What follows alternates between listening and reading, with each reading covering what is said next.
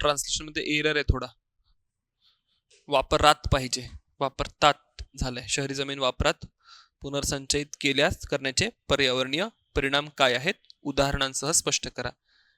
सांगा, क्लासमध्ये डिस्कस नाही झालंय. केस स्टडीच आहे. हा राईट. काय विचारलंय?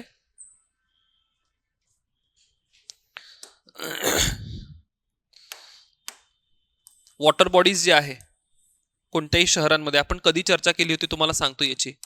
जेव्हा आपण अर्बन क्लायमेटची चर्चा केली होती त्यामध्ये सांगितलं होतं की भारतातील प्रत्येकच प्राचीन शहर असो किंवा मध्ययुगीन शहर असो किंवा आधुनिक शहर असो, राईट, ही शहरं जेव्हा नियोजितरित्या विकसित केली गेली, प्रत्येक शहराजवळ कुठला तरी एक जलस्रोत बांधला गेला, राईट. एक सिंपल एक्झाम्पल केस स्टडी तुम्ही या ठिकाणी घेऊ शकता. त्याला मी ऑप्शन मध्ये सांगतो, पुण्याची केस स्टडी, राईट.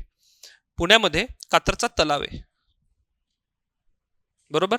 कात्रच्या तलावाचं पाणी कुठपर्यंत येतं? कसब्याच्या मंदिरापर्यंत येतं. म्हणजे पहिले यायचं आतल्या काहीतरी मार्गांमधून, असा काहीतरी मुद्दा आहे की पुणे शहराच्या पाण्याच्या पुरवठ्यासाठी कात्रचा तलाव जो आहे तो बांधला गेला होता, राईट. आणि तिथून पाटाने पाणी इथपर्यंत आणलं जायचं किंवा कारंजांच्या मार्फत त्या पाणी आणलं जायचं, राईट. पुणे हे मध्ययुगीन शहर आहे आणि हे मध्ययुगीन शहर जेव्हा वसवलं गेलं तेव्हा पुण्याचं तर नियोजन झालंच, सोबतच पाण्याचं सुद्धा नियोजन झालं. Getting the point. आणि हे फक्त पुण्यामध्ये नाही आढळणार, भारतातील जवळजवळ प्रत्येक प्रमुख शहरामध्ये तुम्हाला अशा प्रकारची अरेंजमेंट दिसून येते. क्लिअर. प्राचीन शहर जर तुम्ही बघितलं, प्राचीन शहरांमध्ये अगेन एक पॅटर्न दिसतो. एक पॅटर्न सिंपल आहे की मंदिराच्या भोवती शहर आहे आणि त्या मंदिरास लागून असलेलं एक कुठलं तरी तळ आहे, राईट. कारण की प्राचीन शहर जेव्हा विकसित होतात तेव्हा ती मंदिर, तळ आणि त्याच्या सभोवताल विकसित केले जातात. पाण्याच्या स्रोताशिवाय शहर विकसित होत नाहीत किंवा कुठलीच वसाहत विकसित होत नाही. क्लिअर. तर ही पण एक केस स्टडी म्हणून लक्षात ठेवा की एक जर तुम्हाला थेसिस द्यायचा आहे या पर्टिक्युलर उत्तराचा, तर थेसिस हा आहे की शहर जेव्हा विकसित होतात तर शहर कशासोबत विकसित होतात? जलस्रोतांसोबत विकसित होतात. क्लिअर. आणि मग याच जलस्रोतांचं आपण कशामध्ये रूपांतरण केलेलं आहे? शहरी जमीन वापरामध्ये. Land, urban land use. What is urban land use? Urban land use मध्ये तुम्ही त्याला रेसिडेन्शियल पर्पज साठी वापरताय किंवा कमर्शियल पर्पज साठी वापरताय, राईट. म्हणजेच तुम्ही या ठिकाणी काय बुजवणार? हे जे जलस्रोत आहेत, जलस्रोत तुम्ही बुजवणार. मग प्रश्न काय म्हणताय? त्याचे काय आहेत? पर्यावरणीय परिणाम आहेत, राईट. उदाहरणासह स्पष्ट करा. मार्क परिणामाचे नाहीये. मार्क कशाचे आहे? मार्क आहे उदाहरणांचे. Who writes a good case study, त्याला मार्क पडतील. क्लिअर. नाउ हे मी याच्यामधनं न जाता मी सिम्पली स्ट्रक्चर सांगतो, कारण की content is going to be more or less the same. ठीक आहे. स्ट्रक्चर जर तुम्ही बघाल तर या ठिकाणी एक डेटा तुम्हाला शोधायला लागेल. इंट्रोडक्शन काय लिहिणार सांगा? Give me introduction. डेटा आहे. कशाचा डेटा आहे? बेंगलोरचा डेटा आला होता, चेन्नईचा डेटा आला होता किंवा ओव्हरऑल इंडियाचा डेटा आहे की किती मोठ्या प्रमाणावर किती जमीन किंवा किती जलस्रोत बुजवले गेलेत आणि रिक्लेम केले गेलेत. Find that data. क्लिअर. की भारतीय शहरांमधील किती जलस्रोत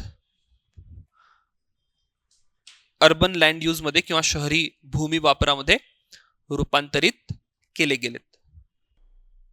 फाइन. इंट्रोडक्शन झालं. Now come to body. Body मध्ये तुम्ही सर्वच्या सर्व पर्यावरणीय परिणाम लिहिणार. No doubt about it. I tell you what is the problem. जोपर्यंत तुम्ही या जलस्रोतांचे रोल मेन्शन करत नाही की शहरामध्ये जलस्रोत असा असा रोल प्ले करतं, तोपर्यंत तुमच्या पर्यावरणीय परिणामांना महत्व नाही. Draw a sun diagram. हे सांगा की हे जे जलस्रोत आहे नेमका काय रोल प्ले करतं, आणि एकदा तुम्ही तो रोल सांगितला तर ते रिक्लेम केल्यानंतर कशा पद्धतीने परिणाम पडतील, पर्यावरणीय परिणाम तुम्हाला निर्माण होताना दिसतील, ते तुम्ही पुढे सांगा. Right. Now understand what is my expectation. Expectation is की परिणाम सांगतोय, परिणाम विस्तृत करतोय, उदाहरण सांगतोय. राईट. की वारंवार पूरस्थिती निर्माण होते. का? कारण की हे जे सरोवर होते हे कशाचं काम करायचे? जलस्रोत स्पॉन्जचं काम करायचे, पाणी साठवून ठेवण्याचं काम करायचे. पण आता रिक्लेम केल्यानंतर ते पाण्याचा निचरा होण्यासाठी जागा नाही किंवा पाण्याच्या साठवणुकीसाठी जागा नाहीये. परिणामी वारंवार पूरस्थिती विकसित होते. उदाहरणार्थ चेन्नई शहर किंवा बँगलोरची चर्चा करू शकता, किंवा कोणतं पण शहर घ्या, सगळीकडे म्हणजे इमॅजिनरी शहर घ्या, इमॅजिनरी तलाव घ्या, तरी पण लागू होईल इतकी कॉमन परिस्थिती आहे. राईट.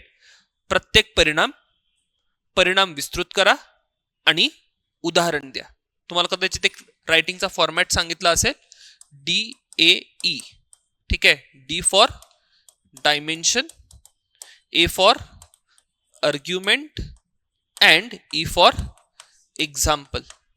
डायमेन्शन सांगा, पूर परिस्थिती निर्माण होणे, डायमेन्शन झालं.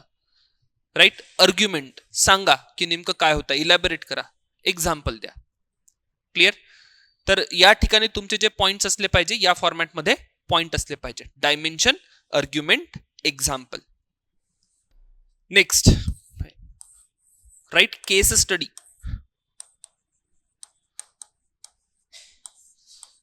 चेन्नई शहराचीच लिहून घ्या. राईट. की परिणामांमध्ये वेगवेगळे उदाहरण देत आहे. ठीक आहे. ते उदाहरण तर सगळं मान्य आहेत, परिणाम मान्य आहेत, उदाहरणं मान्य आहेत. Just to complete your answer you will have to provide what? You will have to provide case study. Classroom discussion. लोह आणि पोलाद उद्योगांचे कच्च्या मालाच्या स्रोतापासून दूर असलेल्या सध्याच्या स्थानांचे कारण उदाहरणांसह स्पष्ट करा.